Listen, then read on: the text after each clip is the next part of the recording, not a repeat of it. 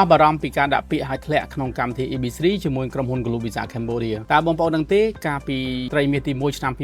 2025 USCIS ដែលជាក្រសួងអន្តរប្រវេសន៍របស់សហរដ្ឋអាមេរិកបានចេញផ្សាយពីទម្រង់ I-140 នៃកម្មវិធី EB3 ហ្នឹងគឺអត្រាជោគជ័យរហូតដល់ 98% ក្នុងនោះក្រុមហ៊ុន Global Visa Cambodia អត្រាជោគជ័យរហូតដល់ 100% នោះបានន័យថានៅពេលដែលបងប្អូនដាក់ពាក្យជាមួយនឹងក្រុមហ៊ុន Global Visa Cambodia តាមរយៈកម្មវិធី EB3 គឺបងប្អូនដឹងតែជាប់ជាមួយនឹងក្រសួងការងារហើយនឹងក្រសួងអន្តរប្រវេសន៍ពីដំណាក់កាលដោយគ្មានក្តីបារម្ភនៅសល់ពីដំណាក់កាលទៀត NVC ដោយបងប្អូនរងចាំ Green Card និងការសម្ភាសគឺជាការស្រេចនៅក្នុងនោះបងប្អូនគ្រាន់តែគ្រប់តាមលក្ខខណ្ឌដែលបងប្អូនបានធ្វើកិច្ចសន្យាជាមួយក្រុមហ៊ុនបានន័យថាបងប្អូនគ្រាន់តែរក្សាសុខភាពឲ្យបានល្អកុំឲ្យមានជំងឺឆ្លងជំងឺរ៉ាំរ៉ៃនិងរក្សាប្រវត្តិនៃការរស់នៅកុំឲ្យមានបទឧក្រិដ្ឋឬក៏